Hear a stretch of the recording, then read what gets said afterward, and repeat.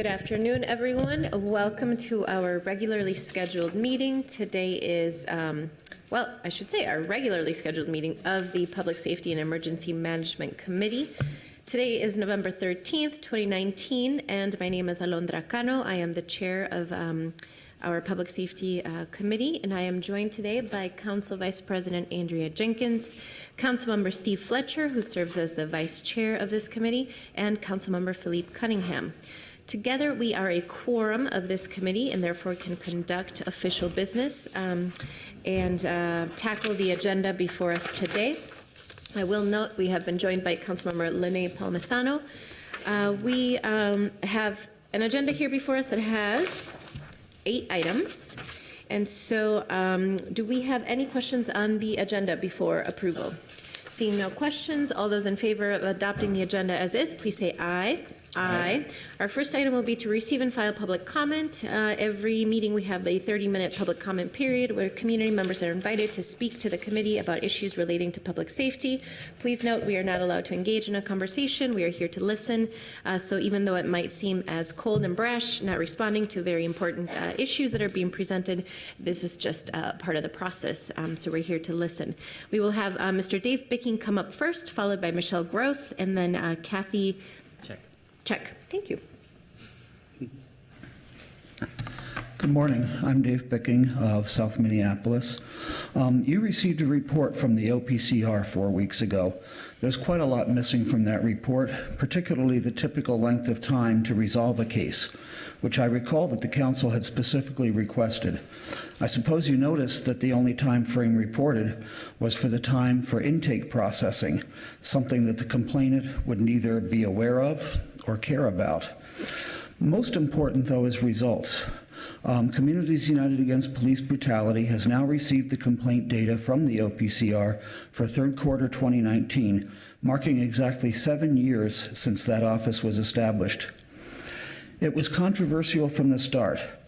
I have kept the article from when the council gave the OPCR its 1-year review. 439 complaints, no cops disciplined. It was decided, well, let's wait a little longer to see how it goes. Well, it hasn't gotten much better. And now, in 7 full years, over 2,500 complaints have been received from members of the public. From these thousands of complaints, just 11 have resulted in discipline. Yeah, 11. That's fewer than 2 per year, or less than 1 out of 200. At the time, that caused an issue, and it should still be an issue. Because some complaints involve multiple officers, that represents 14 officers who have received discipline as a result of civilian complaints. The maximum discipline was 40-hour suspension. 8 out of those 14 disciplines were simply a written reprimand. This is nowhere near enough for this office to have any real effect or impact on the behavior or culture of our police department. You should read this. It has some information nationally about how this is not acceptable. Thank you. Thank you so much. Up next is Michelle Gross.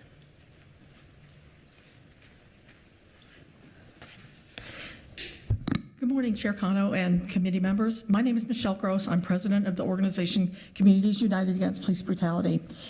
As you may be aware, in a 3-week period between November and December of 2018, 5 members of the state of Minnesota, 5 community members, were killed by law enforcement officers across the state. One such member was an individual named Travis Jordan, who was killed on the north side. All 5 of those individuals were in the throes of a mental health crisis at the time that they were killed by the police. And so we have a lot of concerns about the way that police respond to mental health crises. And we've spent nearly a year now of exhaustive work putting together a recommendations report that we'll be issuing soon. But in the meantime, one of the things that's been happening simultaneously is the 911-311 working group. And when this working group was put together, we were very happy to see it. We know that that department's been dysfunctional for a while. We know that there are lots of issues, and it's a core infrastructure of the city, so it's essential that that function work well. We are concerned about the rapid track of this work group. 4 meetings we don't feel are enough. We feel that the community needs more opportunity for input. We are here basically asking for an extension of that committee's work so that there is more time to gather more input. We want to put more into the final recommendations such that we can do things like possibly make some setups of allowing for dispatch triage. We put together a letter. I don't want to read you the letter, but there are things that are part of that infrastructure that are necessary if we're ever going to address this issue of the appropriate response to mental illness. And so we're urging that the timeline for this 311, 911 work group be extended to allow more opportunity for input from the community. Thank you. Thank you so much. Kathy Check. Hello, thank you for giving me the opportunity to speak. My name is Kathy Zeck. I live at 1313 44th Avenue North. Distinguished council members, thank you for your service. You do a lot of work. We're here today because the ball was dropped, not by you, but by a federal government that defunded mental health care in the 80s. Then the state government failed to funnel any funds into mental health, and the county government only sparingly has provided for mental health needs, especially the crisis mental health needs. This is a health concern. It's not really a police concern at the core, it's a health concern. It was dropped on the police because there was no one else to pick it up. If you or a relative had a heart attack and you got somebody with first aid and a little nitro in a bottle, that would not be sufficient. This is also why it is not sufficient to have inappropriate care for folks that have mental health issues on what we're dealing with right now. This is no discredit to the police. They do an awesome job. They're just not trained for this. What's needed is the right care, the right location, the right provider. With a lower level provider for mental health care or just an inappropriate provider for mental health care, there is the revolving door. I hope you guys aren't falling asleep because I've said this before.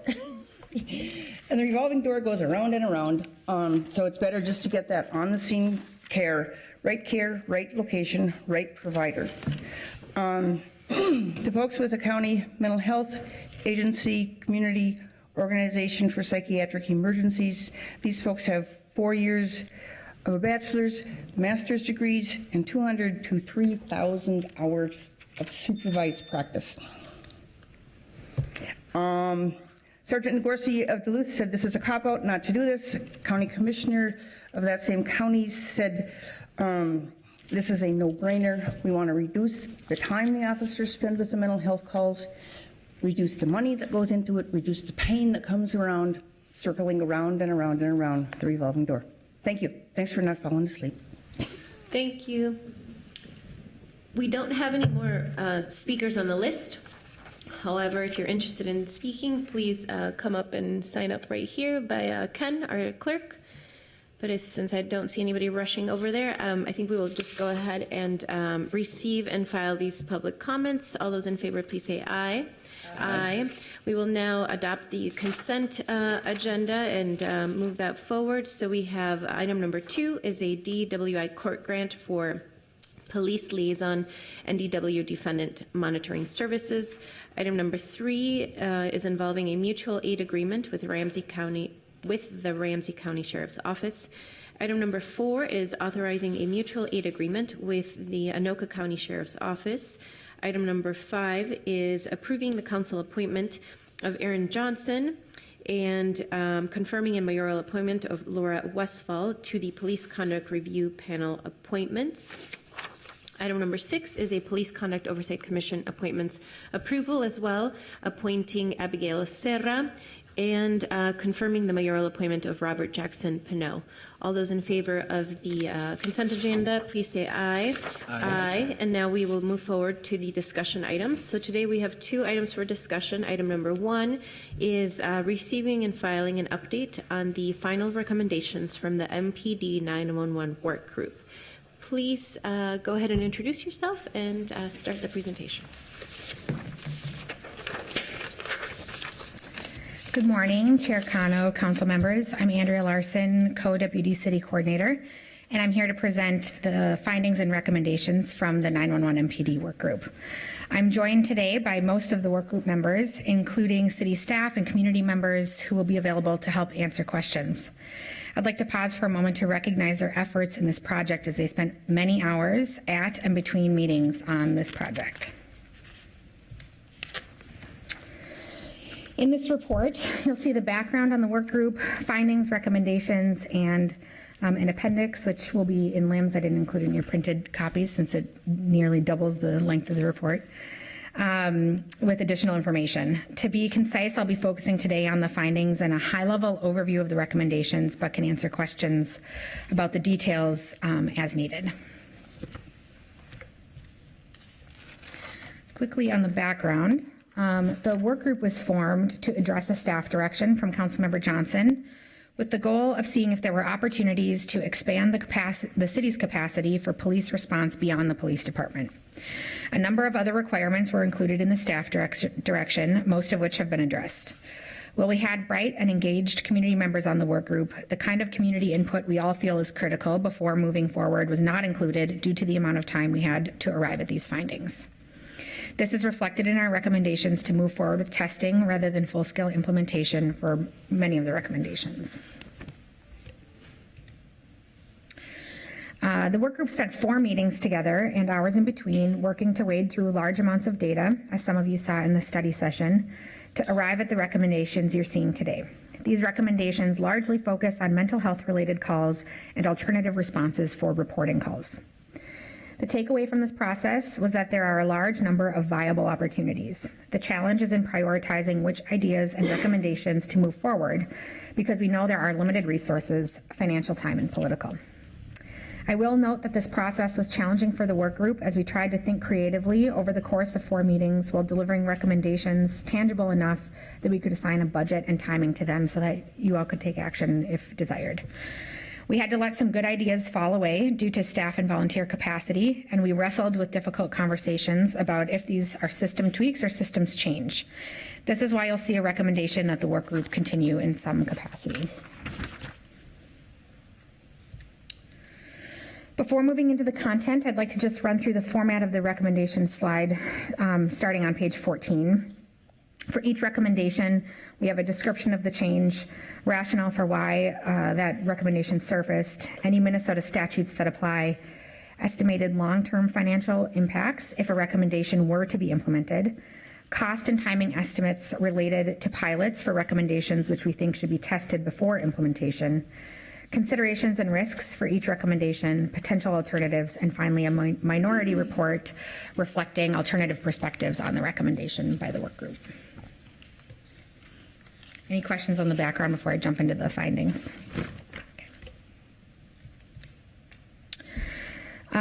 Before jumping into specific recommendations, I want to talk about overall work group findings related to the criteria we used to assess the ideas. Most importantly, and perhaps what seems obvious, is that there was no simple solution. Financially, we didn't find areas of major and significant upfront savings. All calls received by 911 require a response, so even if MPD does not respond, there needs to be a response in some capacity. In some cases, the upfront costs increased to provide the overhead required for alternative responders to answer calls that had been answered by MPD. With that said, savings in alternative response may be seen over time, though it's more on the scale of salary differentials between city departments than on entire FTE savings.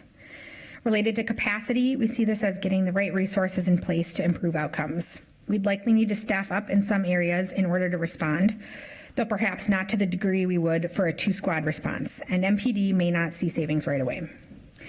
Lastly, while statutes govern some types of peace officer response, many of these decisions will depend on the degree of risk the city is willing to take on, political will to change the level of service for some kinds of lower priority calls, and the liability of non-MPD responders should the nature of a call change from the phone call to when those responders show up on the scene.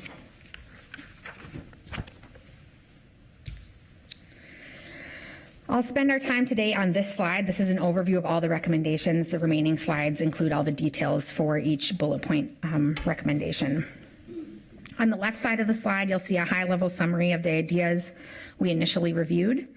On the right, you'll see two sets of recommendations. The recommendations in gray at the top are those we feel are dependent on the need to define low-risk calls and which should be tested first before implementing. The recommendations in blue at the bottom are those which don't require low risk to be defined first and which could move forward without first testing. I'll walk through the recommendations starting with first defining low risk calls. Many of the initial ideas that were submitted were predicated on sending alternative responders to low risk calls. Today, our priority coding system is a proxy for risk. This system has not been evaluated in at least 12 years.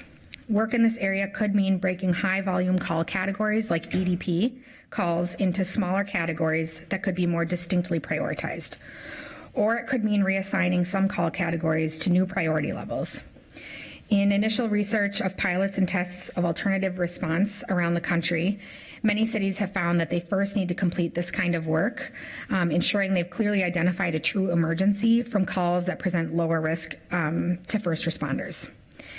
As this system is updated, we think it could be valuable to explore if predictive analytics could be used to further help identify low-risk calls to limit responder risk. Use of predictive analytics comes with its own risks, however, so that would need to be piloted and closely reviewed before implementation. Within mental health response, we explored embedding mental health professionals in the fire department or in 911. Embedding mental health professionals in the fire department would be the closest the city could come to replicating the CAHOOTS program in-house and on our own, which has had national attention. CAHOOTS is a mental health professional and EMS who respond to mental health calls, sometimes with police clearing the scene first and sometimes without the police. We neither have mental health professionals on staff nor oversee EMS, so we can't replicate this program exactly on our own. We could have an EMT or firefighter and mental health team respond, though this poses limitations on their ability to treat and transport due to licensing. We generally think leveraging the city's relationships and partnering closely with EMS may be a better path forward if the city is interested in a CAHOOTS type program. Embedding mental health professionals in 911 is another option. This professional would either be able to help identify and dispatch those low-risk mental health calls for alternative response, or could take mental health calls directly as an alternative responder. Several jurisdictions, including Hennepin County, are in the process of testing or implementing this.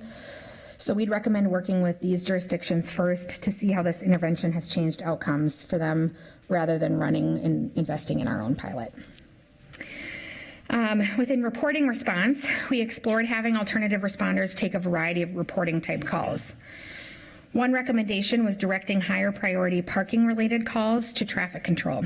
Traffic control does not have an overnight shift, which becomes critical as these calls include ticketing and towing vehicles, blocking access to fire lanes, fire hydrants, etc. This would involve adding an additional overnight shift to traffic control, which would be expensive. Some work group members feel this is cost prohibitive. MPD sees value in the support for late night traffic needs at bar closed downtown, and traffic control sees value as they are continually stretched for capacity in a variety of areas. Another recommendation looked at having community service officers respond to low-risk traffic and reporting calls. This could be an alternative way to leverage current capacity within MPD. However, it would be dependent on our ability to better define low-risk calls, as CSOs aren't able to take important actions like execute a warrant if found when running a driver's license at a traffic call, for example. Moving down to the blue circles on the bottom, these are a set of recommendations that could be implemented if you so chose. Expanding co-responders. The first recommendation listed under mental health response is to expand the city's co-responder unit. The city has a co-responders program to respond to and follow up with 911 mental health calls, which includes one police officer and one mental health professional. Currently, there are 5 teams covering each precinct during daytime hours. However, call volume indicates we have a high volume of EDP calls during the afternoon and early evening hours as well. This recommendation would look to expand the co-responders unit by 5 additional teams covering afternoon and early evening shift hours. While there's a strong support of this program from work group members, there are concerns that this does not address the staff direction. In fact, it would be an additional investment in 5 new MPD officers to be a part of that co-responder team. The second mental health response idea is to provide a non-emergency mental health line. This idea was required to be reviewed and vetted by the staff direction. Generally, the work group feels that there are existing numbers, so the city does not need to spend resources replicating this internally. We do think there could be increased awareness of these numbers and think we should explore directing mental health 911 calls directly to these numbers, though this again would be dependent on better definition of low-risk calls.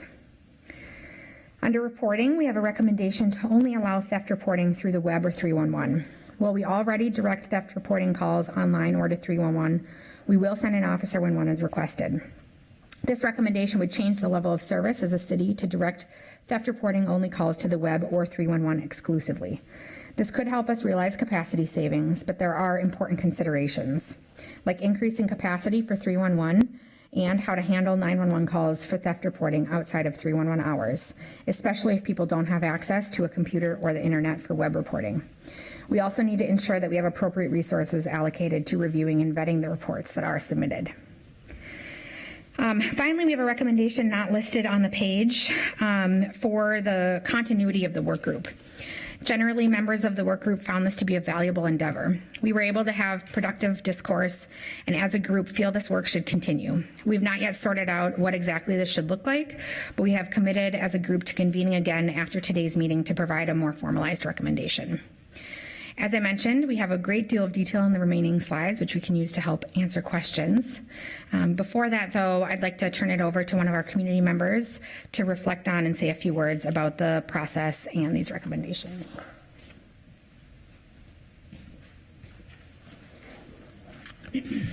Chair Cano, members of the committee, first of all, thank you so much for making this a priority within the council and creating this work group. And also thank you to Andrea for her leadership through this process. She's done a great job to navigate all the complex issues that were raised. I had 2 key learnings from the work that this group did. One, that there's so much opportunity to respond to 911 calls outside of MPD, even more opportunity than I thought going into this work. 2, there needs to be an ongoing investment to create, pilot, and scale solutions similar to what's been discussed. This work needs to include a broader, more diverse group of community members, and the council should set clear, ambitious goals of what could create systematic change. With that said, several community members recommended the top 3 priorities for this initial phase of the work. First was to really look at piloting and investing in a CAHOOTS type program that Andrea mentioned. 2, looking at how we can respond to overdose victims in a different way outside of the MPD. And then finally, improving the data collection to help aid all of this work. These 3 recommendations can have a large impact, but the work must not stop with just this initial phase. Thank you.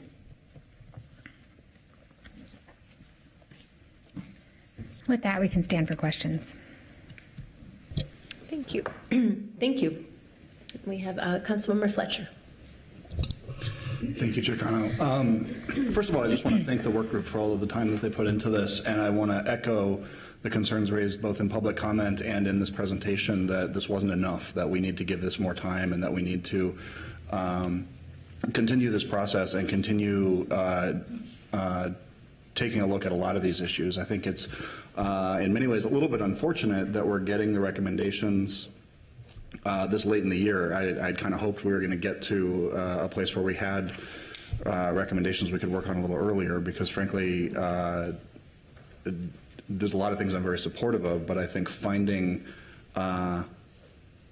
alignments between departments, if we were going to say we want to invest in if I turn to Chief Friedel and say, hey, we're going to just invest in a brand new program in your department next month, what do you think?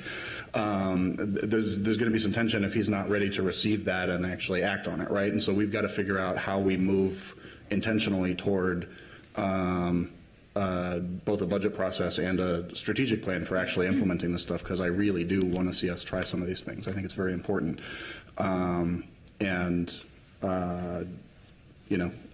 The timing with budget is going to be a little bit frustrating, I think, related to some of this, but we're going to look at a lot of this. I think one of the most important things that comes out of this is that looking at the question of low risk calls, I think also calls into question, I think combining this presentation with the study session that we had where we were just really looking at the data before we got to recommendations, I think really points to an area of work and an area of study that we desperately need to do as a city, which is not just to figure out low risk, but also to figure out low priority.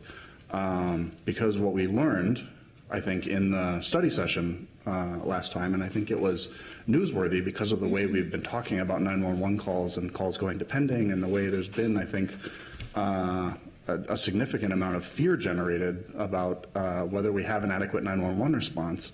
And what we heard in the study session was actually something pretty different from that, which was not every priority one call is really a priority one call. There's kind of priority one calls and priority one calls, and we need to figure that out.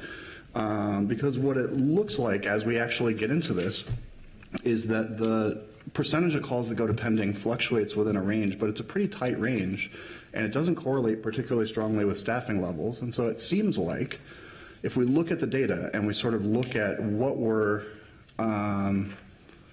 we can learn from this, I think that we can see that we have an awful lot of room for improvement in the way we categorize calls, so that we aren't in a situation where 6 to 10% of the calls that come in, there's some amount of staff judgment at both dispatch and MPD about, do we treat this as an emergency or don't we? Is it really a priority one, et cetera. And so I think some of the things that came out of that study session, I want to make sure are part of this conversation, especially around categorization of mental health calls, right? We learned that right now we have one category for mental health.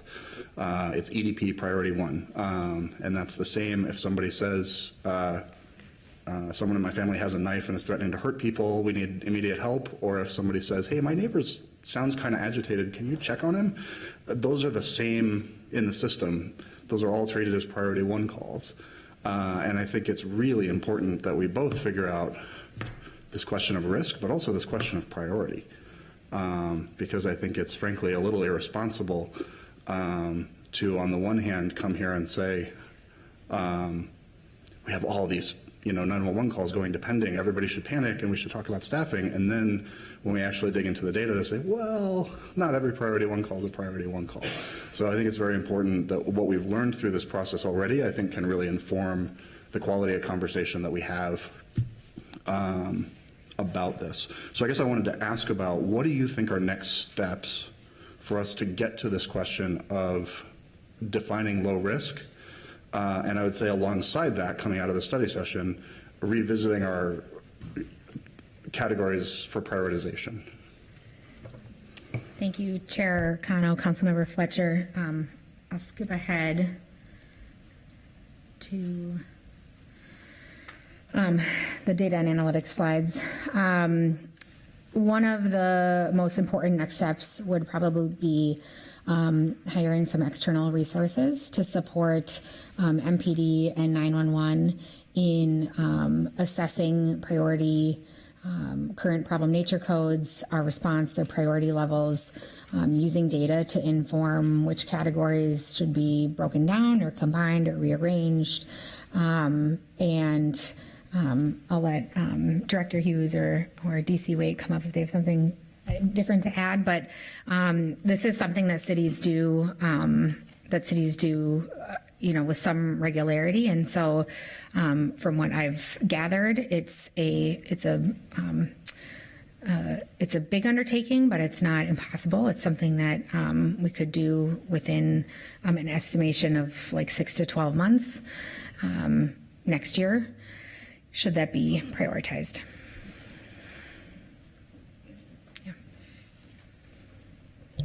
Thank you for that.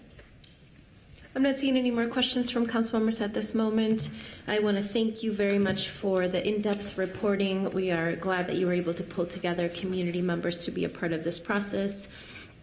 Just for clarity in terms of next steps, the life of this work will then live in, where do you imagine this? Is this going to be under the city coordinator's office continually, or is this shifting over to have the 911 department be the process lead, or MPD be the process lead? Chair Cano, the staff direction called for a limited term work group to provide a set of recommendations. So formally, the work of the group is finished, though we all know and just heard that certainly there's much more work to do. And because there has not been sort of a protocol assigned for next steps, that's something that the work group is planning to convene and talk about in what capacity we move forward. There were certainly things about the current structure of the work group that worked really well. There are some other things that need to be addressed, like broader community engagement. And I think we need to determine internally what capacity would look like amongst the internal city departments for who would own this work. And so that's something that if the council is interested, and since the work group is interested, that we as a group need to sort of gather to figure out where we think that should live, since there's no formal plan outlined for the next steps of the group. Makes sense. Thank you. I see questions from our Councilmember Palmisano in queue. Thank you, Madam Chair. I have a question. I just want to emphasize something that Ms. Larson just said, which is that we really would need broader engagement if we were to decide that we want to explore and go down a path where some of these recommendations implement a different level of service to the city. Something that I was speaking with Ms. Larson about yesterday in my briefing of it was that, if to have non-sworn peace officers to be the ones that would be the only people to take police reports from members of the community, that is a change in service level. If you cannot call and have an officer show up at your door to take a police report, that is a different level of service that we would be choosing as policymakers or in protocol to create for our community, and that's a big shift. And I think that community input here becomes increasingly important. Another piece is I love exploring some of these recommendations more and piloting things in places that make sense, but we have to be careful that we're not creating a different level of service for some segment of our city. So we're going to have to be careful about that as well. I see a lot of these recommendations as perhaps in the future, more long-term solutions for how we want to eventually evolve our police department. It doesn't. It might mean that over time, our sworn officer force maybe doesn't need to grow as much, but I don't see this as something where we could, in a budget cycle where we are now, take from existing police resources and redeploy them to some of these initiatives. So this is just a comment, but I wanted to thank Ms. Larson for all of her work on this. Thank you. Thank you. And then I see Councilmember Cunningham. Thank you, Madam Chair. Thank you all so much for your work on this. This was a truncated time period, and a lot of work got done in that time frame. So thank you all so much for the work you did in between the meetings as well as at the meetings. I see at the beginning with the recommendations with the gray and the blue. First, I think that we as government, a lot of times folks sort of it's like we pass a policy and then we're done. Like, cool, we solved a problem. But really, actually what we're doing is really large scale experimentation because we see how it's implemented and then we see the outcomes. We can try our best to deduct what the cause effect, like the causal chain will be and what the outcomes can be.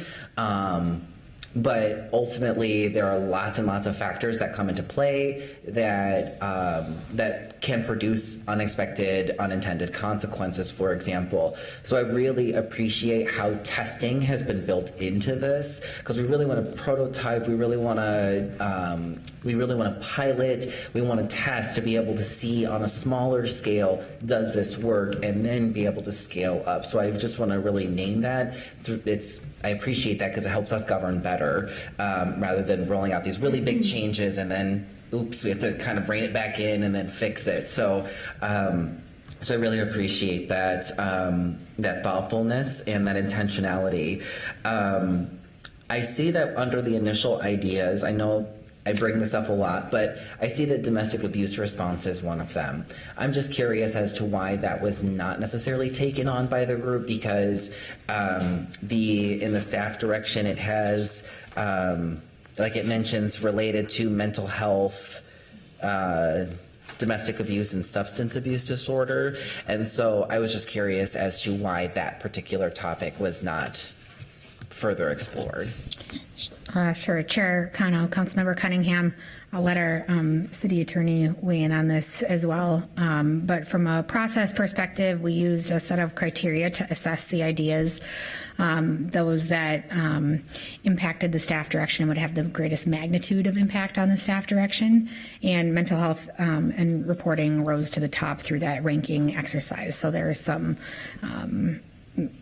there was some process to why those things weren't included.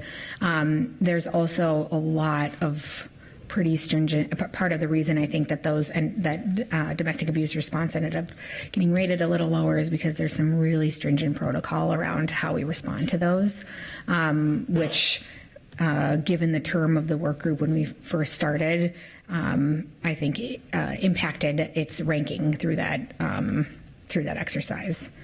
And it's stringent based on state statutes, if I am correct. Madam Chair, committee members, I'm going to defer to my expert colleagues from the City Attorney's Office. Our domestic team is here to talk about that. Thank you, Madam Chair and committee members. Councilmember Cunningham, we did, and is this included in the appendix, the statutes as well? At the study section, we referred to some state statutes. They're under Chapter 629, and I believe they're in your materials as well, that set up a couple of different restrictions, as Andrea spoke about, with regards to domestic abuse response. First is that a police report needs to be done, and the police report needs to be done by a police officer, and also that there has to be a very clear protocol established in each jurisdiction in responding to domestic abuse cases or domestic abuse calls. And we do have a pretty strict policy here in Minneapolis as to how the officers respond. So although everyone in the study group absolutely recognized that as an area for improvement, based on the staff direction and looking at alternative responses, we were somewhat limited in the requirements of the state statute as to how much we could basically wiggle on that. But we are definitely, through some other projects in my office, looking at ways that we can not only get appropriate responses to families that reach out in crisis, but also to build community resources to hopefully prevent them from getting to that crisis in the first place.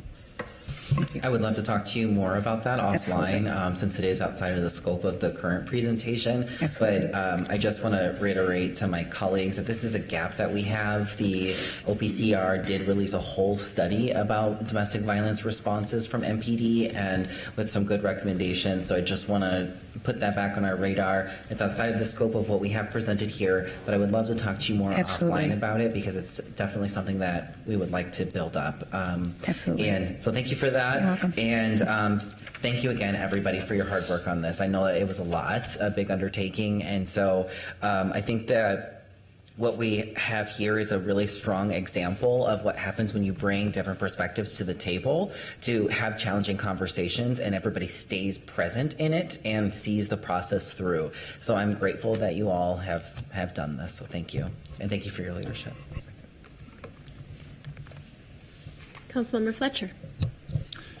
Thank you, Chair Cano. I just wanted to reiterate, when I asked about next steps, you said if the council is interested, and if it wasn't obvious from my previous comments, the council is interested. You're welcome to work with me. I know that you've got your choice of my colleagues who are interested in working with you on a staff direction to continue this work on and make sure that we don't drop this, but that we continue on and start to put some of this into action. Thank you. Thank you so much. So with that, okay, Councilmember Jenkins. Thank you, Madam Chair. I guess at the risk of sounding redundant, and I have been kind of flipping back and forth, but I do want to express my interest in this work continuing as well, and really expanding, I think, the community involvement in this conversation. And I mean, do you see any things that would preclude this work from continuing on? Chair Cano. Beyond the council members' support? Sure. Chair Cano, Council Vice President Jenkins. I think it's a question of capacity as we think about maintaining and even expanding this work. That myself and DC Wade and Director Hughes, Stacy Blaskowski and IT spent a pretty significant, and many others spent a pretty significant amount of time on this. And so I would want to consider which resources at the city, and if we need more resources to support the facilitation and project management of this work, what that would look like. I have some really early estimates on one of the later slides, but of course that would depend on the structure and nature of the work. And so I think resourcing the project outside of current staff capacity would be an important consideration for us to think about moving the work forward. Is there a thought process around how this examination of the priorities may proceed? Chair Council Vice President Jenkins, can you clarify that? Meaning the priorities within these recommendations? Right. Assessing priorities and determining what is, to Councilmember Fletcher's point, what is actual priority versus labeled as a priority. I know that's a recommendation here, is to look at that. And so is there a thought of how that might be accomplished? Yes. Yep, we have details later in the slides, so I can walk through those. Looking at the financial impact for the data and analytics work, the reconfigure priority system, it would likely look like hiring a consultant or contractor to support the data and project management related to that work in an estimated 6 to 12 month time period to move forward. Okay. Thank you. Alrighty. Did you have another question? Are you good? Okay. So without further questions or comments, I'm going to move that we go ahead and receive and file this report from the MPD 911 work group. All those in favor, please say aye. Aye. Aye. Thank you so much. Our next item for discussion and presentation is a lead social services model, and we're going to hear from a guest speaker that is has been working on this project, or has been helping to implement the project in, I believe, Seattle. So we have a team of folks who have joined us here today. Thank you. And Ms. Siegel, if you would like to kick us off. Madam Chair and members of the committee, Sure. Thank you so much. I became interested in this model a little while ago. So LEAD stands for Law Enforcement Assisted Diversion. And we work well with our police department now on diversion efforts, on pre-charge diversion. But what really interested me in this model is the social service end of it. And it's not just street outreach, it is case management, proactive case management structured around the theory of meet people where they are, but don't leave them there. And as we've been struggling over the years to really try to make a difference in the East Lake Street corridor and Bloomington Avenue, that are, and as we've evolved in our thinking from there's street prostitution, let's go arrest the commercially exploited people, the prostituted persons. There are really low-level drug dealers who are dealing in order to support their habit. Let's try to build a criminal case. And our department actually repeatedly says we're not going to arrest our way out of it. And what we've done so far has been far from effective. And a number of things have been tried. And so this model, I would love to see a pilot of something along these lines, focused on those areas. And we're really lucky to have Naja Morris with us today. She lived in Seattle. She was a case manager in the Seattle LEAD program, so she knows from the ground up of what she speaks. And she is now the director of the LEAD National Support Bureau. And she recently moved back to Minneapolis. So without further comment, Naja. Good morning, everyone. So as Susan so graciously introduced me, I am originally from Seattle. I was one of the original case managers of what is now known as the Law Enforcement Assisted Diversion Program. And then I became a supervisor, and now I'm actually the director of the National Support Bureau, well, soon to be international, because we do have interest in a few international sites, including Ukraine, Vietnam, and South Africa. I just want to say that I'm pleased to be here. We've seen promising results with LEAD, and I'm going to try to make my presentation as succinct and informative as possible to leave time for any questions at the end. So LEAD National Support Bureau is actually a program of the Public Defender Association, which is in Seattle, Washington, and it no longer does defense. We actually are an organization that does many different civil rights programming and initiatives around the country and then around the city locally. We started, the National Support Bureau started in about 2013, because the LEAD program in Seattle started in 2011. And the reason the National Support Bureau started was because of the intense requests that were coming in from around the country asking us, what is this that you guys are doing? We hear you guys have found a really unique way to address public safety concerns, people who are cycling in and out of the criminal justice system because of behavioral health conditions, and recognizing that a police and law enforcement response isn't the response that's needed. It can be helpful in some instances, but mostly it's just a way to incarcerate people and keep people from making true progress in their lives.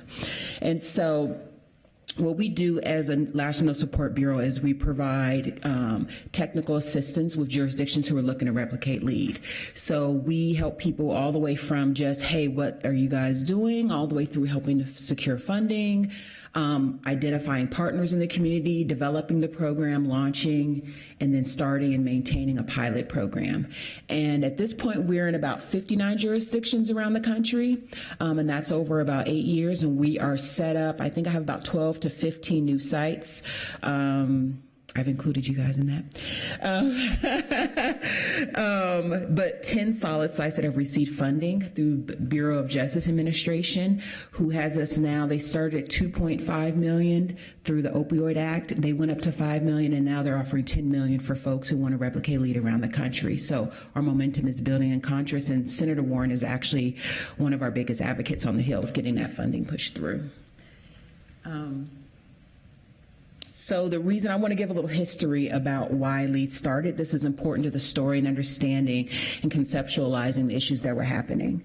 So LEAD started in, like I said, 2011, but it was after about a 7 to 10 year issue in Seattle with this specific downtown core. We always encourage and invite people to try to start with a small pilot area where there's a lot of like low-level drug dealing, people dealing for subsistence, people who are on the streets a lot, people who are just constantly like disenfranchised and disconnected from services. This program works really well for those people who've been out there 10, 12, 15 years.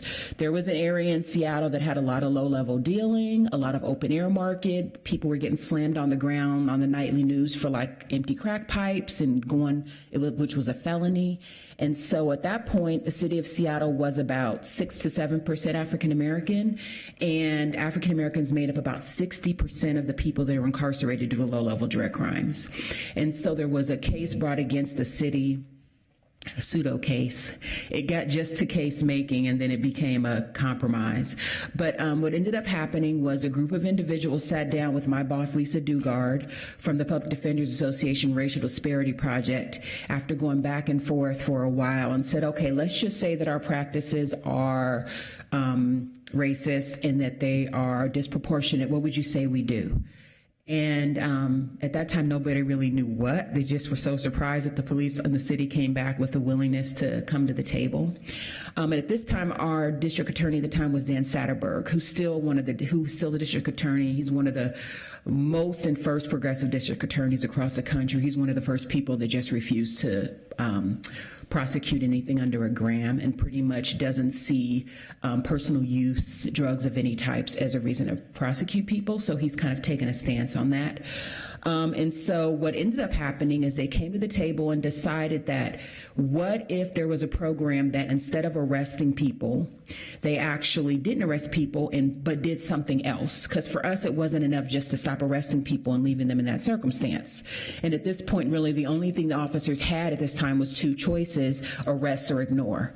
And neither one of those was helpful. So the idea was to give the officers another tool, a third tool in their toolbox, and that was called LEAD. And what if not just doing this changed the outcome for the individual, but what if it was cheaper? And what if it actually made a difference public safety-wise? And what if the officers enjoyed it? And so this is what ended up being the LEAD program. And this is just some more information. LEAD was recognized by Obama administration and earned a Promising Practice Award. And also we had a special convening on Capitol Hill with the Obama administration back in, I think, 2015 about the LEAD program, which is one of the times when it grew exponentially. And you can see there the LEAD model is being replicated in 59 sites, with dozens more coming up, including locally. I was so happy, we're able to break into the kind of upper Midwest area. So right now we're working on replication in Detroit, Washington County in Michigan, Cincinnati, St. Louis County, and St. Louis City are all geared and all have funding to replicate the model. So let's talk about what LEAD is exactly and how it works, because this is the most important component of the program. So what happens is that LEAD is geared towards diverting people that present behaviors that are directly associated with homelessness, poverty, substance use, and mental health issues.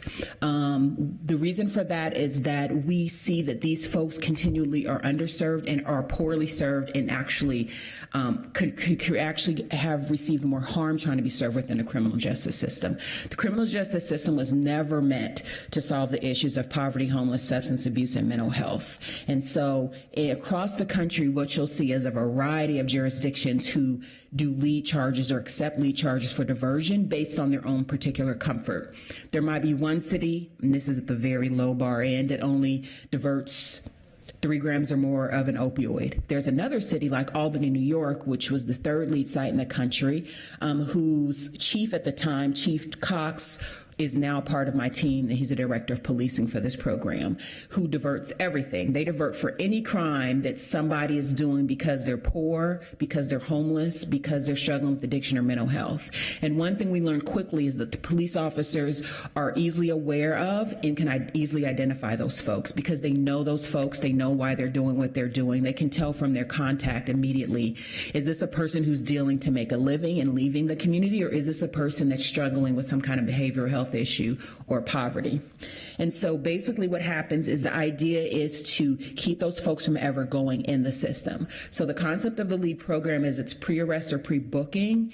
Its intent is to keep people from even touching the criminal justice system. We know there are a lot of programs out there that do diversion after they touch the courts or as part of an order. This point is to actually even stop that process from happening and to divert them before they even touch that part of the system. What happens is that there's 2 ways for a person to get into the LEAD program. This is pretty consistent around the country.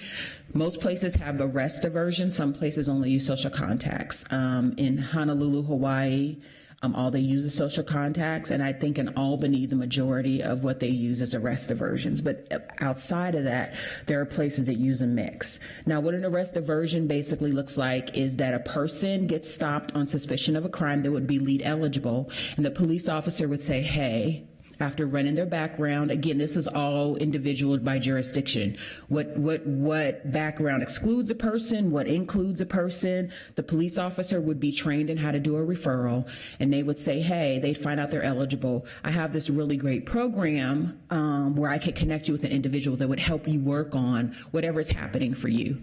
Now, at this point, it's crucial. The officer isn't saying, I'm going to send you to treatment, because for a lot of folks that have been out there for a while, that's going to be a red flag, and that's not going to be something they're necessarily interested in, because mostly if they were interested in, they'd probably either done it or could do it on their own. So basically the officer is promising to connect them with a person that's going to help walk them through whatever they want help with, whether it's a bus pass, whether it's birth certificate so they can get ID and get Social Security, whether they just want housing. The unique thing about LEAD is that it is not there's no requirements in terms of being coercive. You don't have to do anything. The only thing a person has to do when they have an arrest diversion is show up to meet with the case manager to do an intake and assessment, or what we actually call a biopsychosocial assessment. The reason why we specify that and clarify is because most of the times when people have had assessments that are familiar with systems, it's an assessment to tell you what to do to fix your life. A biopsychosocial assessment is like, how did you get here? When's the last time you were housed? What happened with your family? Who were you close to? What we realize is that, and what we need to understand is that I would say 100% of the people we deal with have serious trauma, all kinds of PTSD and harms that have happened to them on the street, much less the things that led up to their circumstances. And so what we really try to do is work with people where they're at, meet that person when they come in the door, and welcome them however they show up. And that is what we've seen, and that's what's shown to be able to have the really great outcomes that LEAD has shown over the years. Another way for people to get in is what we call a social contact referral, and a lot of officers prefer this. Social contact referral is actually came up with the police officers in Seattle at this thing called Operation Work Group, which I'll speak about shortly. Social contact referral came up because one day, about 6 months into LEAD in Seattle, somebody walked up, a woman that they knew walked up and said, hey, is this a green light day? Which basically meant, is this a day I could get into LEAD? We had green light days and red light days, so that red light could be the control group and green light could be the people who got in, so that we could have a comparative population to do our research on. The University of Washington did a research, and there's links at the end of this presentation where you can take a deeper look into those outcomes. The woman walks up and puts her hand out. She says, okay, I'll be right back. And she goes back and puts her hand out, has 2 pieces of crack, and says, can you arrest me? I want to get in the LEAD. So the officers are like, this is ridiculous. We can't, like, people obviously like the program. They heard about it. We already knew her. If she wanted a referral, she could have just said, hey, I want to get in LEAD, and we could have, like, talked about it and made a decision. So across the country, officers are really preferring what we now have, the social contact referrals.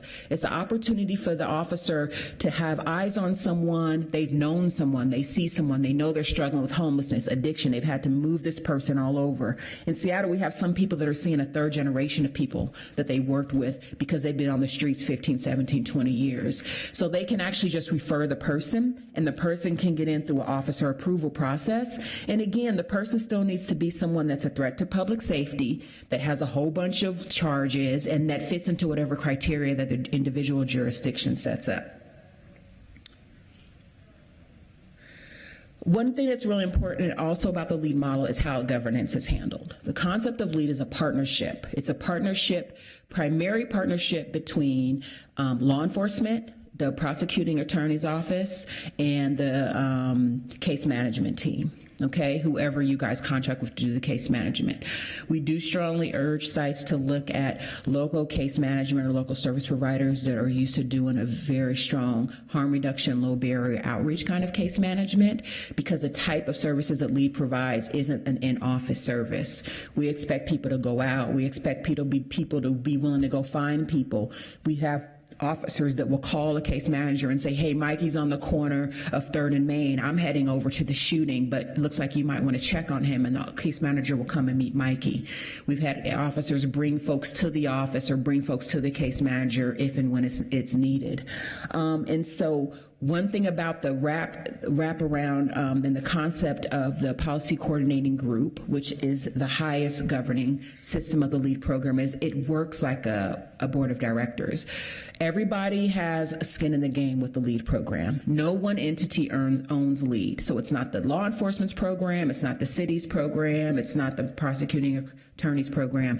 Everybody comes to the table, everybody works to agree on policies, everybody kind of syncs or flies with the LEAD program. So it behooves everyone to work collaboratively, to figure out where they can negotiate, to figure out what the common ground is, and try to find that joint umbrella to move with. And as one thing we say in LEAD is that you only move as fast as your slowest partner.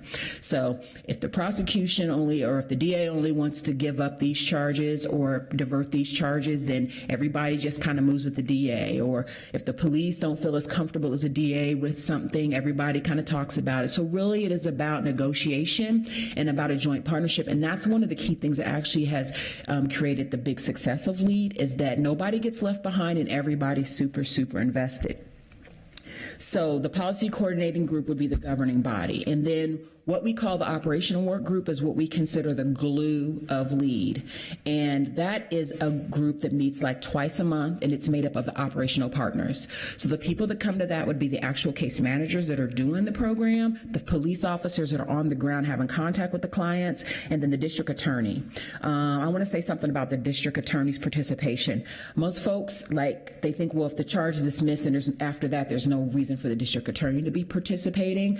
What we've seen is that people who are in this population, not only that charge that gets dismissed if they get an arrest diversion, they're coming in with prior charges. They will continue to probably get some charges, because we can't expect people's behavior to change overnight when they've been out there doing a certain behavior for 10, 12, sometimes 20-something years. So the prosecuting attorney has an important role, because what they do is they're able to gather collateral information, not only from the case managers, but from the police officers as well. So if somebody keeps coming through the court on little minor charges, they can call the case manager and say, hey, what's happening with Naja? I keep seeing her. I haven't seen her for a while. What's going on? And I can say, well, she's freaking out a little bit because she's about to get housing and her mom just got diagnosed with cancer, so she's been kind of on a tear. The prosecutor and attorney could say, okay, so this is what I need her to do. Let's talk about it OWG. The police are just like, hey, let's just keep her out of this area, keep her off this corner because she's becoming a problem. We won't arrest her. As soon as she gets her housing, let us know, and maybe once the stuff stops. And so basically the district attorney would do something like, I'm going to hold the charges and drag it out as long as possible until you can get Naja housed. So the district attorney kind of works as like a pseudo case manager within the system to try not to destroy things that could potentially be helpful for the person. So many times people end up in charges, they lose jobs, they lose potential interviews, they lose housing because of these low level things and huge things that could actually help them position themselves differently in life. So having the prosecuting attorney there can make the difference between somebody going to jail. I've had this happen. Somebody was about to go to prison for 6 years for a low-level drug charge, like $40 worth of heroin, because of his points. But instead, he went to treatment for 90 days. He was clean and sober for 2 years, and then he found out he had lung cancer, unfortunately, went home to his family in Ohio that he hadn't had contact with in 12 years, but we were able to find them on Facebook through LEAD. And he went there to be able to spend his last days, or else he would have died in prison because of that one charge. So there's just all kinds of things that the prosecuting attorney is able to do that's super significant. So yeah, one thing we realize is that the OWG really does hold the program together because it keeps everybody from staying in their silos. Because one thing about the system is that everybody kind of has their own way of doing things, their own ways of thinking. But when you have the operational work group, people have to talk to each other, relationships are built. We have case managers that are really good friends with police officers and prosecutors now, and they'll go out after work and things happen in the OWG, like someone says, hey, I can't find Mike, he has a counseling appointment or a really important medical appointment. And the police officer might be like, Mike, I just saw him coming in here. I know exactly where he is. After the meeting, I'll take you to him. So there's all these things that happen that are really great, and the coordination is imperative to be able to help these people move forward. I already spoke to the harm reduction. We have one question or comment from Councilmember Cunningham. So yes. I'm just going to pepper you with Okay. Can you actually go back one slide? Okay, I'll go back. I really wanted to uplift what you were saying about this particular collective governance and management structure. I really want to uplift this for my colleagues. Like, this is a phenomenal example of how we break down our silos. What we do as elected officials in governmental bodies, whatever the outcome is, we all share the results. And what sometimes folks think of is like government can fix it by itself, but we actually have a shared responsibility for those shared outcomes and results. And this is an institutionalized way to be able to actually do that. Having the various perspectives at the table, bring the coalition of folks together in one space. You pool together the resources, the capacities, the expertise, the knowledge, and really are actually able to carry it out. I think that we've struggled with this within the city of Minneapolis and our enterprise, and so I think this is a really great example. So I just really want to uplift the work that you spoke to here and your leadership on this, because it is a phenomenal example of how do we break down those silos. And everybody has their own lane, right? Like it's not about like, oh, I'm doing your work because I'm better than it, at it than you, but instead it's like everybody's bringing their particular expertise to the table and collaborating in a different way. This is really governing in the 21st century. And so we really need to, the old way of governing where it's like everybody just does their thing off by themselves, that doesn't work anymore. The issues are too complex. And so I just wanted to make sure that we paused on that for a second, because it's really amazing. Yeah, it's crucial. And what we have seen around the country, just to piggyback off what you said, is those jurisdictions that don't adhere to this and don't see the relevance and significance of this struggle. And we oftentimes have to make visits and make calls and try to get people back together. So just understanding this uniqueness and the utility of the coordination and the collaboration is important. Councilmember Jenkins. Thank you, Madam Chair and Ms. Morris. To Councilmember members Cunningham point, I mean, it's a really great model to pursue, but in your experience, someone has to convene these groups. Someone has to. So there's a project manager that it continues on. There's a project manager that is actually not a person affiliated particularly with any one of these groups. There's a project manager that is separate entity that oversees, that helps people coordinate, that brings people to the table when they're arguing, kind of like a peacekeeper, as well as managing the numbers, making sure that things are going well. They facilitate the Operation Work Group and the PCG. So there is someone who actually might be at like a civil rights organization or a nonprofit or in another department, but not necessarily. We found that it can be complicated when the project manager is actually seats at one of the primary partners. So have the project manager at the police department can be complicated because the police department is one of the main partners, and sometimes it could be seen as like the project manager feels like if they need to make a decision that doesn't necessarily go the law enforcement way, then it could be a problem. Or they always side with law enforcement because they're sitting with law enforcement. So it is someone who's agnostic, and their only goal is to make sure that the partners stay on the goal of the program, that people keep communicating. We have project managers in Seattle. We have 5 project managers now, which most sites don't need, only because we have about 1,000 clients and about 20-something case managers. But we have a project manager for every single precinct, because it takes a lot of collaboration to work with people, to soothe people's hurt feelings, to bring people back to the table when they're ready to go to their silo. So it would be someone else, and that person would be responsible, accountable, and objective when it came to the whole of everyone. So that's how we've seen it done the most successful. And so all the partners pool their resources to pay for No, this so when person, you look for LEAD would have a pool of funding, and so different people have gotten funding different ways, and that's something that we could look into if you guys decide you're interested. There's lots of funding opportunities out there. There's funding through the government. Some people have used medical waiver. I know you guys don't have expansion money here yet, right? It's not an expansion state. You guys are not a Medicare expansion state, are you? Do you know? You are? Yeah. Okay. So some people use Medicare expansion dollars to be able to fund LEAD. There's other private, philanthropic organizations that give. So it would be that an entity would apply for LEAD, and then they would disperse the funds accordingly. So basically, you would disperse the funds maybe to a social service agency to provide the case management, and then maybe you would disperse the salary to like a civil rights organization to hold the case manager. So it wouldn't be that it would need to be like one entity holds the money. We have places around the country where it had to be a government agency that applied through the COPE grant or through BJA. And so like the police department applied, but once they got the money, they dispersed it to the appropriate entities to do the work so that the work wasn't in-house. So that's how it's been done. Okay. And I went over the harm reduction person-centered approach, which is really the core of how the LEAD model works.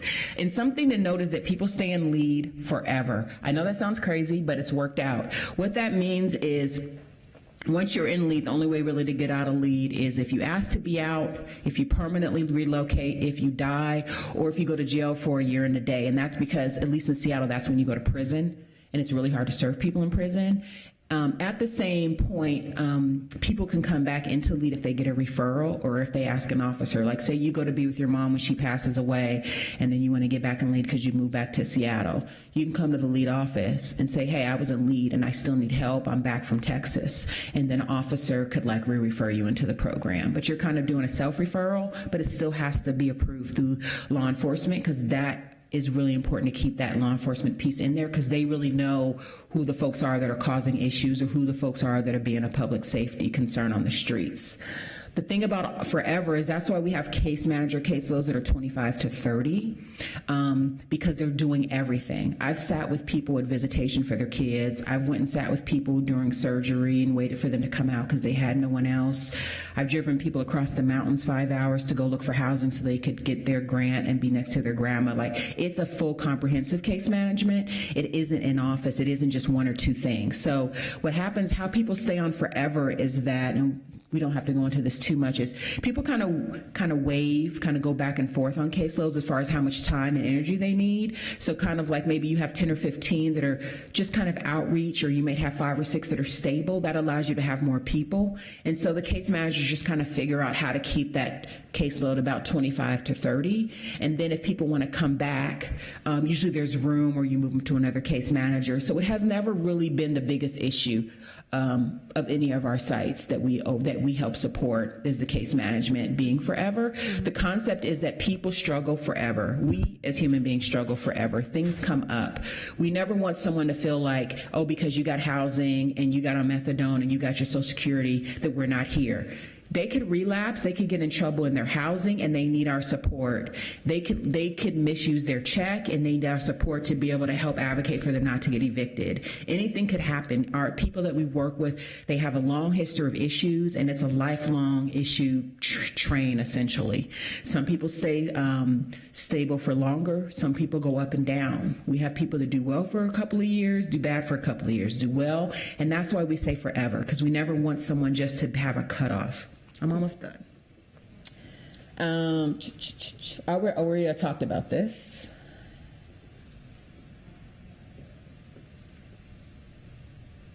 Okay, so one thing I just want to talk about some of the principal philosophies of LEAD is that what we recognize is there needs to be a paradigm shift within the criminal justice system. We recognize that prosecution, conviction, and incarceration of folks can cause harm to their communities and their families.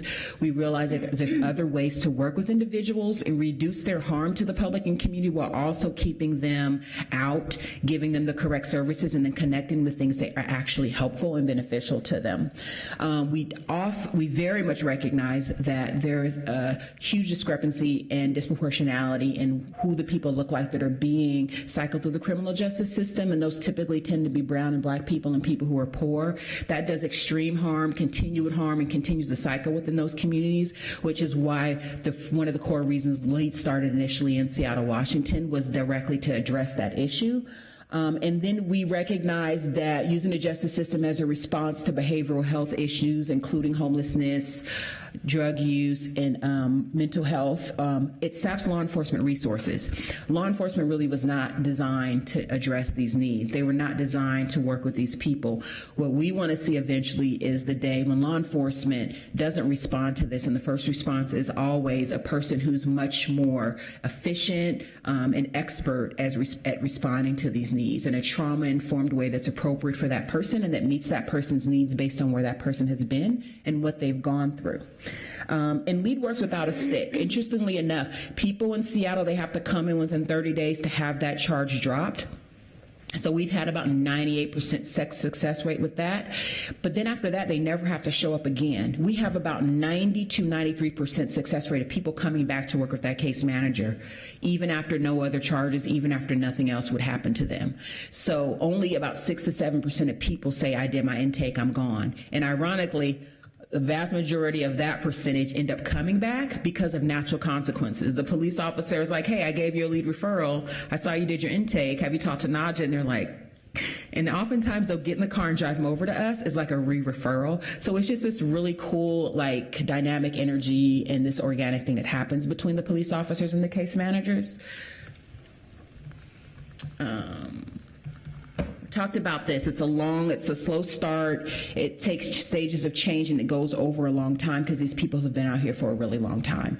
And that's what the officers learn. And they say one of the things they learned the most was that what harm reduction looks like and what it looks like to let someone kind of follow their own path and to work with someone and to get a stronger, more firm, successful long-term outcome rather than sticking someone in treatment for 30 days and on 31 they come out and use. And oftentimes that's super risky for people on opioids because they'll use and their tolerance has gone down, and that's when you see a lot of overdoses.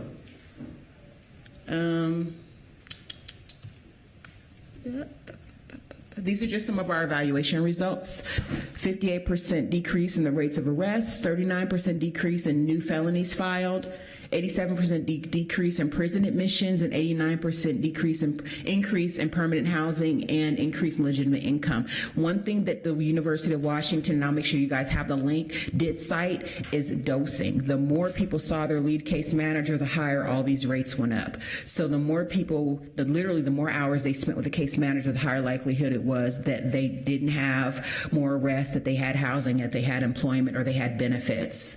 A lot of people we have vets come in that have been on the streets for 12 years and never ever stepped foot in the VA, which literally is a mile and a half from our offices in Seattle. And we're able to connect them with services because they don't know. We have a hard time with these systems.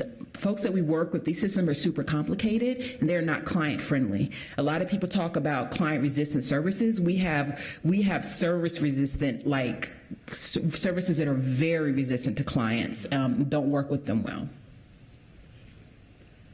And this is just some more data, which is like, yeah. So the lead cost benefits. So if you look at this, what you'll see is that the UW did a very extensive research evaluation on our program. It says that for participants, post-enrollment justice system costs fell an average of $2,100 for the first 2 years after enrollment. And then for control group, justice system costs rose by $5,900. So when they compared the two groups of people that were equivalent in their charges and their history, those who unluckily got stopped on the red light days and didn't get lead, so it's almost like an $8,000 swing in costs per person to the justice system over the first 2 years that the program was evaluated.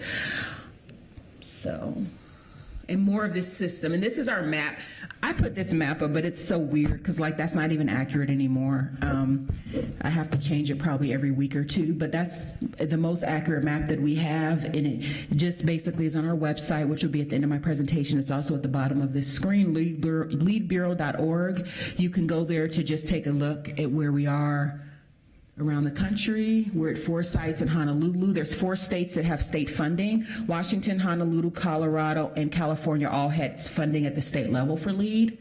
And we were contracted technical assistance for those sites. There we go. I know I'm at time. I don't know if there's any questions. It's always hard to talk about this in less than like a half hour, but anybody have any questions? Yeah, it looks like we have a question or comment from Councilmember Fletcher. Thank you, Chair Cano. And thanks for this presentation. This is really, it's an interesting way of systematizing some things that are happening informally. And I want to kind of give credit to MPD for the ways that in some pockets and in some ways they're already doing some versions of this. Absolutely. Right? There's things happening downtown where an officer is calling YouthLink over or calling St. Stephen's over and sort of saying, like, we actually have some ways that we can coordinate and do this work. But I think systematizing it and sort of giving it some structure and some accountability and some consistency, there might be some real promise to that.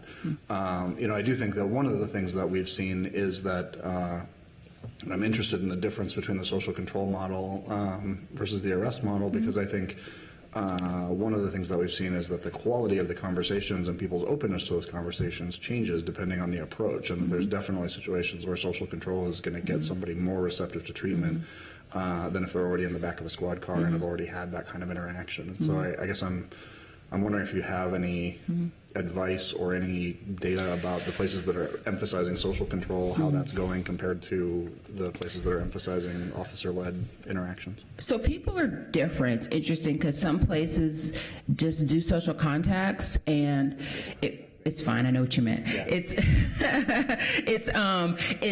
It works out well. But it doesn't mean that, and they can have conversations in a different way because it's very casual. There's not a pressure to it. There's also something to be said about a police officer saying to someone, I could arrest you, but I'm not because I know that you need some different help. And instead of taking you to jail, I actually really want to bring someone in that I think would be good for you. So there's something there that starts that relationship as well in a different way that the feeling, and we have evaluation done where we did interviews with clients, and they talk about how they never forget that officer that let them go and gave them lead. Like there's another level of appreciation and deep gratitude and a sense of responsibility that happens when some people were about to get a charge and the officer decides not to charge them and gives them to the case manager, and ends up being like the best moment of their life. And we have lots of clients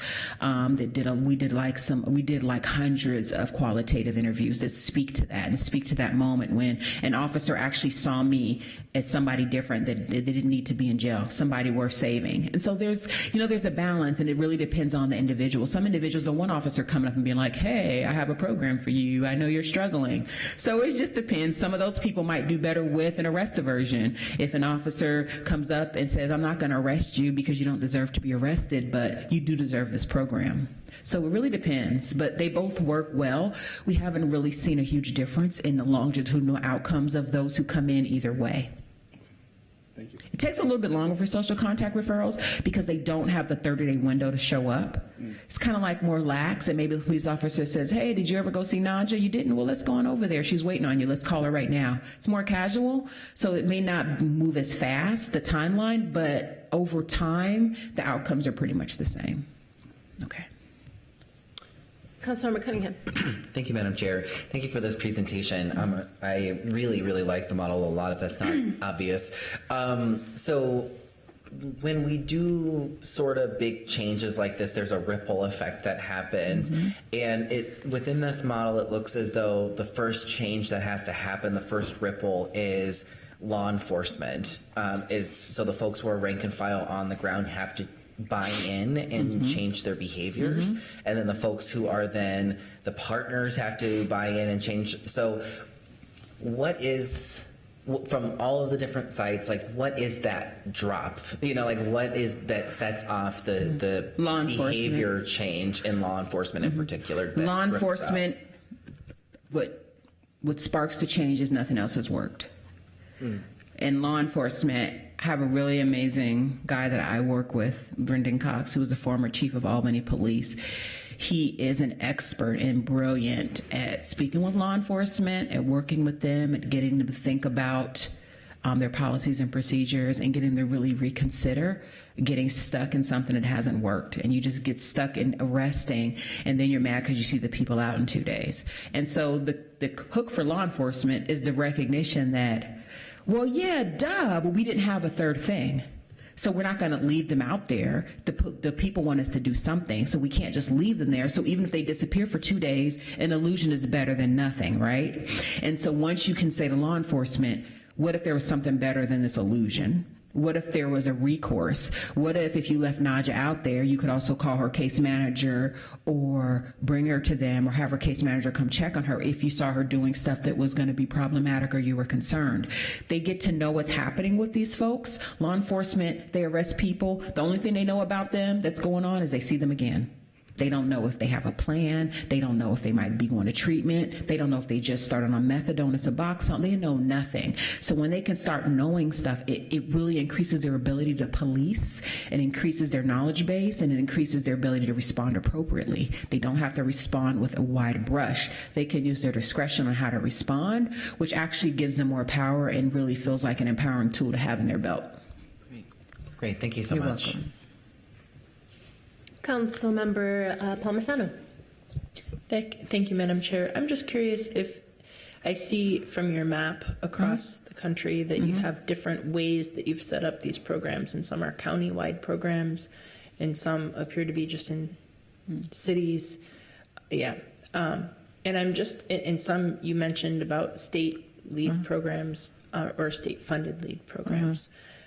I'm curious, what are some tips or kind of things that you've learned that sets these up for success when you're perhaps a little further ahead than we are, which is saying you'd want to move forward? Who seem to be the best kind of group of partners that come together on this thing, just from your experience in this collection of leads reached today? So I'll start high and go down. So statewide replication just means it's not.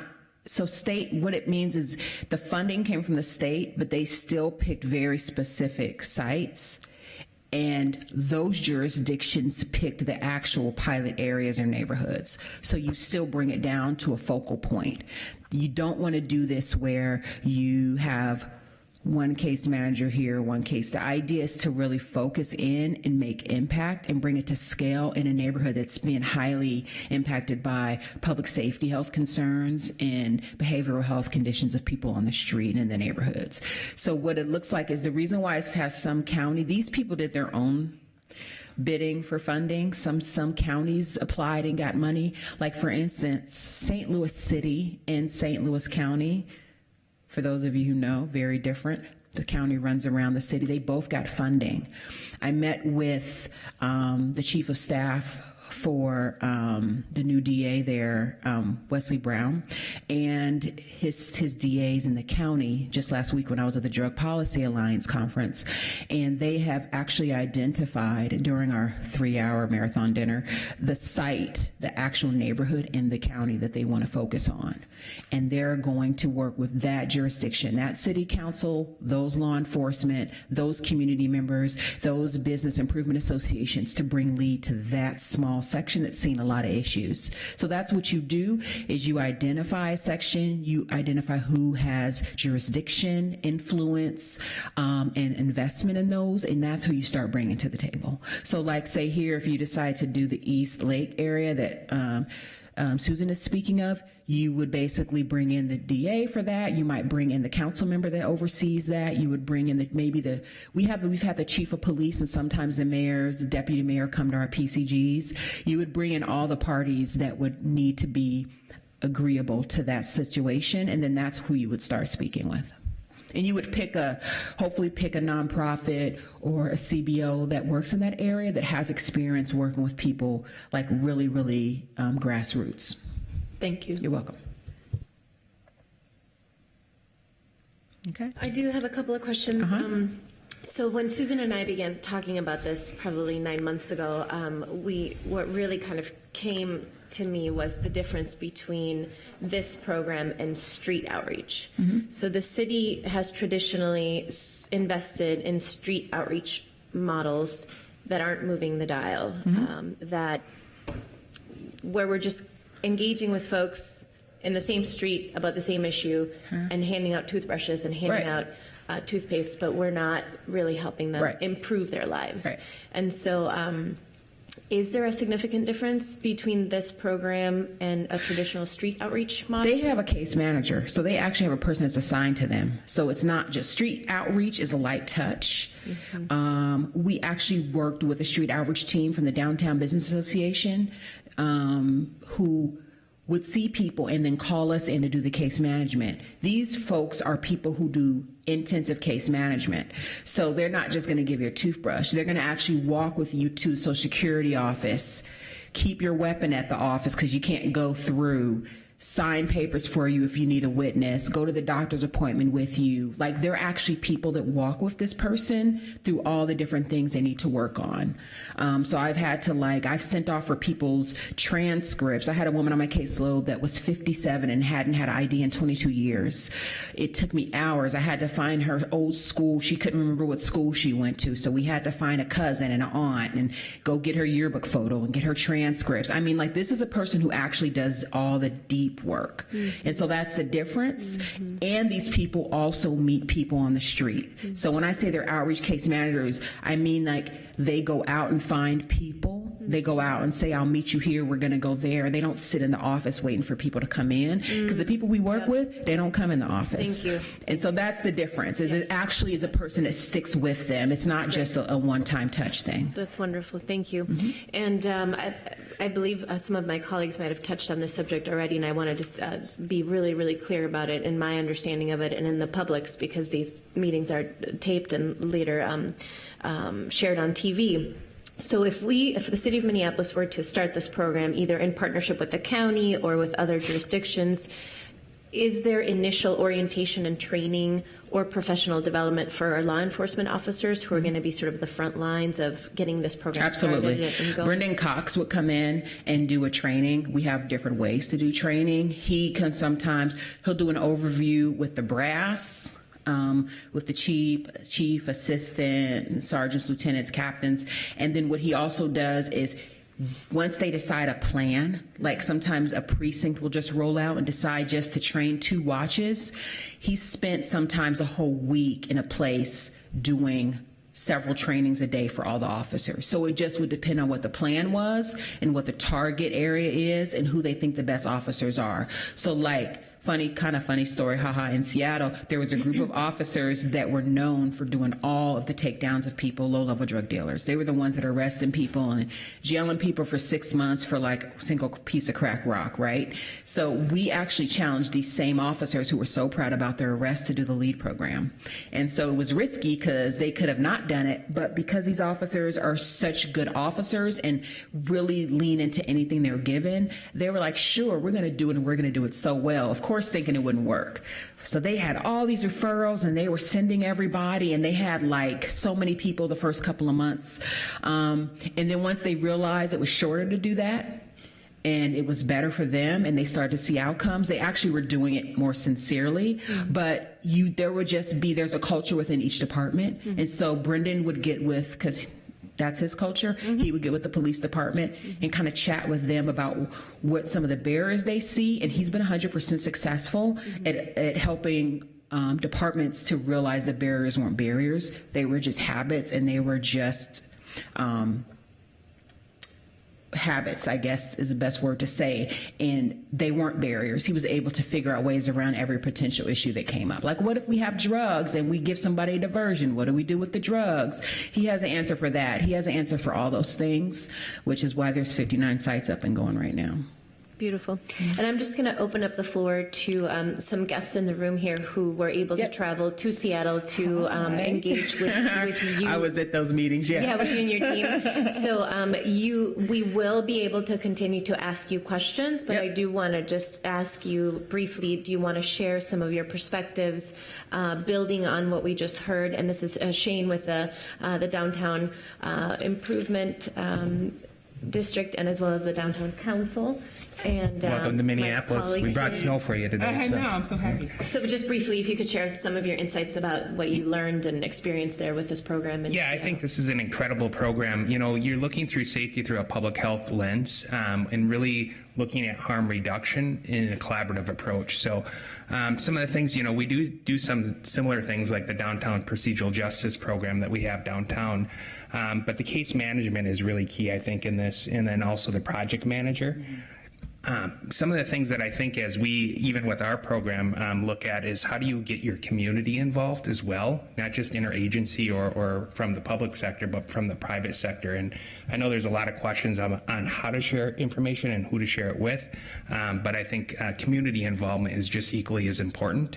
I know Joseph DeSanclos that runs our livability team. He always tries to recruit everybody is on the livability team. Everybody is an outreach worker, and that's the culture you try to build up with whether it's private security, residents, law enforcement, to put the outreach hat on. So I think it's a great program. I think as you look into each area, it's so different, whether it's downtown, North Minneapolis, South Minneapolis, you really have to, I think, get your community involved too, because I can't tell somebody what to do from downtown, from North Minneapolis, because it's quite different. So I think take those areas in perspective when you launch any safety initiative and get input. So. Thank you for sharing your experience. And then we have, I believe, a comment or a question from Councilmember Jenkins. Thank you, Madam Chair. Ms. Morris, I was just curious. I've been reading a lot about District Attorney Stephanie Morales lately, and some of the really exciting work that she's doing in Portsmouth, Virginia. Mm-hmm. Is that a lead site? Do you know? Are you aware? No, but Virginia, we're in West Virginia. Virginia did just come up in my email not too long ago, so I don't know if it's her area, but they did inquire and say they were looking to have a conversation. So I'm not sure if they're, yeah, I just think that, see, the interesting thing about the Lead National Support Bureau is that we don't reach out to people because we already have so much. So we only respond to inquiries. So if you want to suggest someone get in touch with us, that's great. We've never actually promoted this thing. So we haven't needed to, and it hasn't been something that has been our model, is to try to sell it to people. We really just let the work speak for itself, and people just kind of hear about it. And you're based here in Minneapolis? I'm here now. I work remotely, so I work from my home, and then I travel all over to do things. Okay. Yeah. But I just moved here from Seattle, so. Just for you guys. It's a little less expensive here than it is less in expensive, Seattle. more snow. You're welcome. Well, I don't see any other questions or comments here in the queue, and I just wanted to thank you so much for being here Thanks today for having and me. sharing so much of your knowledge and expertise. We really need it.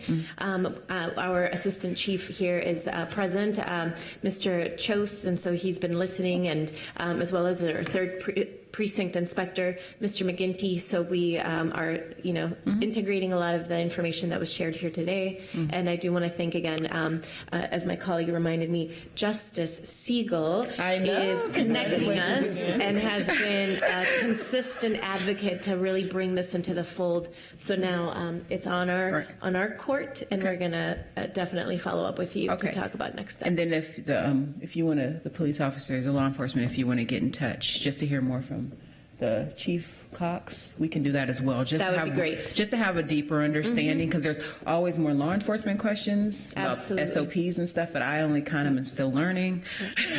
So yeah, thank you guys for being here. Thank you. Yep. Thank you so much. Thank you, everyone. And it looks like we have no further business before us besides receiving and filing this report from the Lead Social Services Model. All those in favor, please say aye. Aye. And we are adjourned. Thank you.